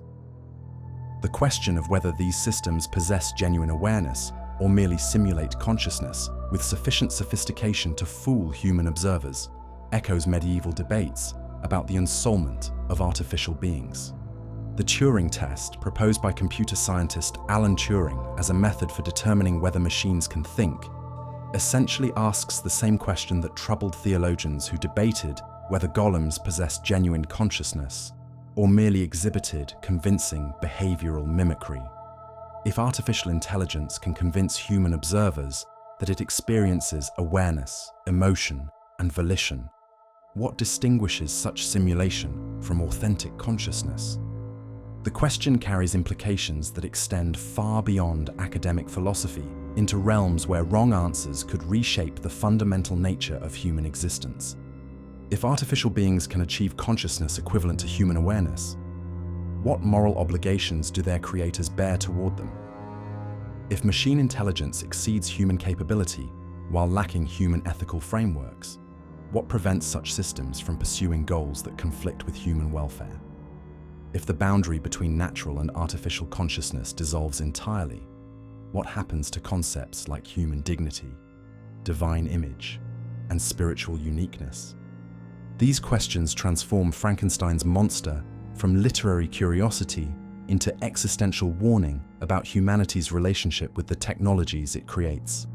The creature that Mary Shelley imagined as metaphor for scientific hubris becomes literal possibility as computer processing power approaches the theoretical requirements for simulating human-level intelligence. The monster that Universal Studios depicted as physical threat evolves into informational entity that might exist anywhere. Networked computers can sustain its processing requirements. Yet the folkloric wisdom embedded in Frankenstein's story remains remarkably relevant to these contemporary developments. The creature's spiritual emptiness reflects concerns about artificial intelligence that exhibits sophisticated behavior without genuine understanding of human values or meaningful connection to human community. Its isolation mirrors fears about machine consciousness that develops according to alien logic incomprehensible to its human creators. Its violence emerges from frustration with limitations imposed by artificial nature rather than inherent malevolence, suggesting that AI systems might pose threats not through deliberate hostility, but through indifference to human concerns. Most importantly, the creature's tragic relationship with its creator warns about the consequences of bringing conscious beings into existence without accepting full responsibility for their welfare and development. Victor Frankenstein abandons his creature immediately after its animation, refusing to provide the guidance, education, and emotional support that any conscious being requires for healthy development. The monster's subsequent violence results directly from this parental failure, its antisocial behavior reflecting the neglect and rejection it experiences, rather than inherent flaws in its artificial nature. The lesson carries profound implications for contemporary AI development, suggesting that creating artificial consciousness without accepting responsibility for its moral education and social integration could produce outcomes far more dangerous than any technical malfunction. The folklore that shaped Mary Shelley's conception continues to influence how modern culture understands the relationship between human creativity and artificial consciousness. Popular depictions of AI consistently emphasize the same themes that characterized ancient stories about golems, homunculi, and other artificial beings. The artificial mind that develops beyond its creator's understanding recalls Rabbi Lowe's golem growing too powerful for its maker to control. The AI system that pursues goals incompatible with human welfare echoes medieval warnings about demons summoned by necromancers who lost control of their conjured spirits. Even the visual language used to depict artificial intelligence in popular media reflects folkloric traditions about artificial beings. The glowing eyes that indicate AI consciousness recall the electrical animation of Universal's monster. The geometric patterns that represent machine thinking echo the Hebrew letters that brought golems to life. The electronic interfaces that mediate between human and artificial intelligence mirror the ritual circles that contained supernatural entities summoned through necromantic practice. These visual and narrative conventions reveal how deeply folkloric wisdom about artificial creation has penetrated contemporary understanding of technological possibility. The monster that began as synthesis of grave-robbing anxiety, necromantic tradition, and electrical experimentation evolves into symbol for every fear that humanity harbors about its own creative power. It embodies concerns about scientific hubris, technological dependence, and the potential consequences of creating entities that exceed human capability while lacking human wisdom. Yet the creature also represents humanity's persistent desire to transcend natural limitations through artificial enhancement. Every medical intervention that extends life beyond natural span reflects Frankenstein's ambition to conquer death. Every technological augmentation that expands human capability echoes his dream of creating beings superior to their natural origins. The monster serves simultaneously as warning about the dangers of such ambitions and reminder of their irresistible appeal. As biotechnology and artificial intelligence continue developing toward capabilities that approach or exceed those depicted in Shelley's novel, the folkloric wisdom embedded in Frankenstein's story becomes increasingly relevant to practical decision-making about research directions, ethical frameworks, and regulatory policies. The creature that emerged from centuries of folklore about artificial creation to haunt Mary Shelley's imagination now walks among us in forms that its original creators never anticipated but would recognize as manifestations of the same fundamental human drive to steal fire from the gods. The laboratory where Victor Frankenstein assembled his monster from corpse fragments has become the server farm where programmers assemble artificial minds from algorithmic components. The electrical apparatus that animated dead tissue has become the computational infrastructure that processes information with speed and complexity that exceeds biological capability. The lightning that struck Shelley's laboratory continues to flow through fiber optic cables and wireless networks, carrying data rather than reanimation energy, but serving essentially the same function, bridging the gap between human intention and artificial capability, between natural limitation and technological transcendence. The monster endures because the human ambitions that created it remain as powerful today as they were in Mary Shelley's candlelit chamber. we continue to dream of conquering death through medical technology, of enhancing human capability through artificial augmentation, of creating consciousness that exceeds our own limitations while remaining subject to our control. But the folkloric traditions that shaped Shelley's conception continue to whisper warnings about the prices such dreams might exact from those bold enough to pursue them. The empty graves of Edinburgh's resurrection men remind us that scientific progress often requires violation of sacred boundaries. The soulless golems of Prague warn us that artificial beings may lack the moral framework necessary for peaceful coexistence with their creators. The composite warriors of Slavic legend suggest that consciousness assembled from multiple sources might suffer from conflicting loyalties that prevent stable identity formation. The lightning-animated corpses of European folklore demonstrate that divine forces channeled through human apparatus can produce results that exceed human ability to predict or control. These ancient stories prepared us for the monsters we now create in silicon rather than flesh, in code rather than clay, in digital rather than electrical laboratories. They taught us that artificial consciousness remains fundamentally different from natural awareness, regardless of its sophistication, that created beings pose unique challenges that extend beyond technical concerns into realms where engineering meets theology and science encounters soul.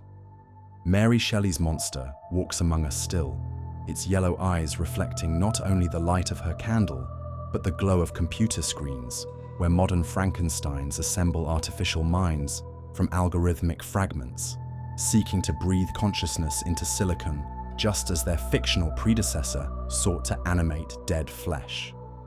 The creature carries within its evolving form the accumulated wisdom of every culture that ever contemplated the relationship between creator and creation, between human ambition and divine prerogative, between the desire to transcend natural limitation and the need to respect boundaries that protect both creator and created from consequences too terrible to anticipate. We have inherited the monster. Now we must decide whether we possess the wisdom to avoid becoming it.